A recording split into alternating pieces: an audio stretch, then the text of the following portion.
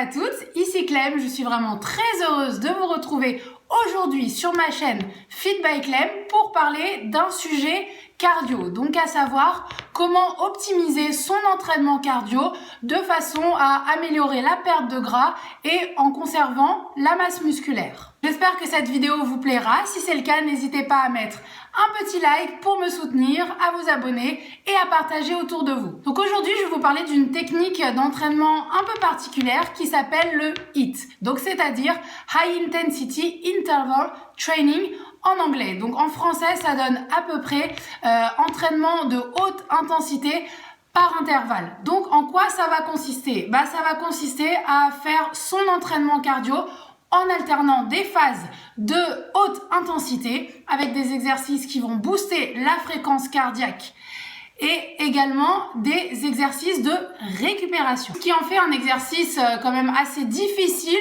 éprouvant, mais ça reste quand même accessible à tout le monde et généralement on doit quand même avoir un minimum de conditions physiques avant de commencer.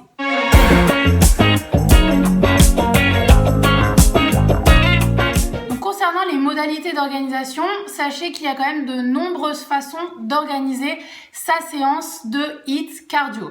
Donc par exemple, si vous êtes en salle, vous pouvez vous tourner sur tous les appareils de cardio. C'est-à-dire, vous pouvez faire soit sur un tapis de course, soit en utilisant un vélo, soit en utilisant un rameur, un vélo elliptique. Tout ça, ça marche. Donc concernant les appareils de cardio, on va appeler ça du fractionné. C'est-à-dire que vous allez organiser des séances de haute intensité et des séances de récupération. Donc, vous pouvez très bien organiser par exemple 30 secondes et 30 secondes, ou alors 1 minute, ou alors faire des intervalles plus longs. Mais quand même, le plus important, c'est de garder de l'intensité.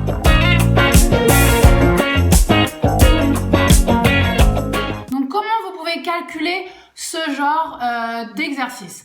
Concernant les vitesses à régler sur les appareils de cardio, donc vous allez devoir calculer votre VMA. VMA, c'est la vitesse maximale aérobie. Donc c'est-à-dire que c'est la vitesse maximale sur laquelle vous pouvez tenir par exemple 5-6 minutes sur un tapis. Donc je vous conseille, avant de vous lancer vraiment dans des exercices de fractionné, d'essayer de la calculer avant pour pouvoir régler un petit peu les paramètres. Donc si vous choisissez par exemple de faire 30 secondes, ce qui est le temps de travail le plus intense, vous pouvez par exemple sur la période de haute intensité travailler à 105-110% de votre VMA. Et pour la phase de récupération active, vous vous mettez à 70% de votre VMA, histoire de bien récupérer.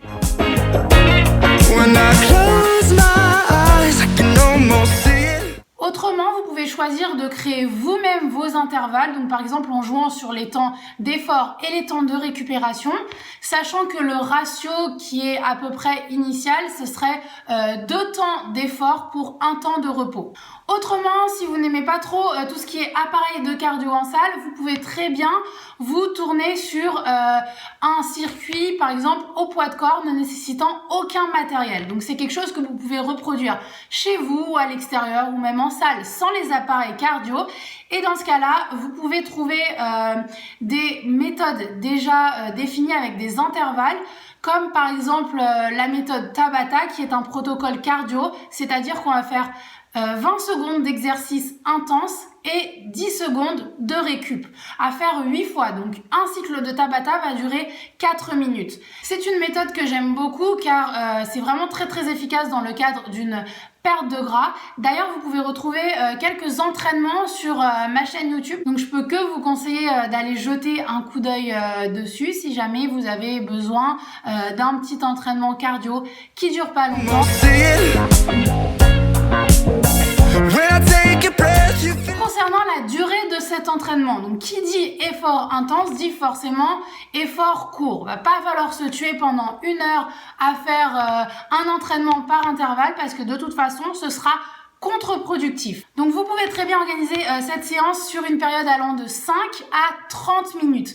30 minutes maximum, parce que sinon vous n'arriverez pas de toute façon à garder l'intensité au-delà de cette période. Donc ça, c'est majoritairement dû au fait que le HIIT mobilise justement d'autres sources d'énergie que par exemple lorsqu'on fait un footing. Donc c'est-à-dire que lorsqu'on fait un footing, l'énergie qu'on va produire va être puisée dans tout ce qui est macronutriments, donc les lipides, les glucides, mais également les protéines. C'est-à-dire que si on fait beaucoup de cardio à intensité modérée et continue, par exemple quasiment tous les jours, forcément au bout d'un moment ça va puiser dans les réserves de protéines, les réserves de muscles, si on n'a plus de réserves de glucides et de lipides. Alors qu'au contraire, un entraînement par intervalle va vous permettre d'utiliser majoritairement vos stocks de glycogène et donc va pouvoir améliorer votre métabolisme. C'est-à-dire que même plusieurs heures après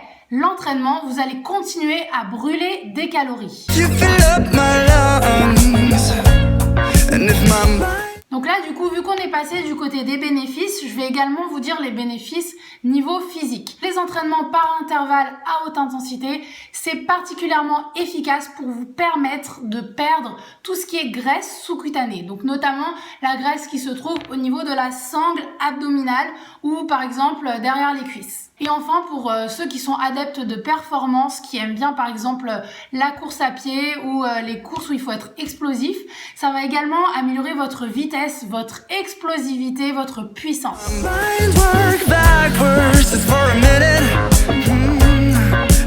Donc au niveau de la fréquence d'entraînement, vous pouvez vous organiser ça 2 à 3 fois par semaine. Ça sert à rien d'en faire tous les jours parce que de toute façon vous serez trop fatigué puisque c'est des efforts assez intenses. Vous pouvez bien sûr garder tout ce qui est cardio à intensité continue et modérée, qui va vous permettre d'utiliser d'autres filières énergétiques, mais également à faire en complément, bien sûr, tout ce qui est exercice de renforcement musculaire, de musculation.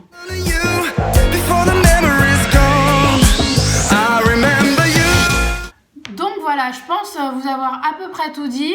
Donc en résumé, l'entraînement par intervalle, ça va vous permettre vraiment d'optimiser vos séances de cardio parce que ça va vous permettre de brûler plus de calories même après l'effort et ça va durer beaucoup moins de temps qu'un exercice de cardio continu à intensité modérée. Donc maintenant que vous savez tout, et voilà, à vous de jouer. J'espère que cette vidéo vous a plu. Si c'est le cas, n'hésitez pas à mettre un petit like, à vous abonner pour me soutenir, à partager autour de vous. Et bien sûr, on se retrouve bientôt pour de nouvelles vidéos. Je vous fais tout plein de bisous. Salut!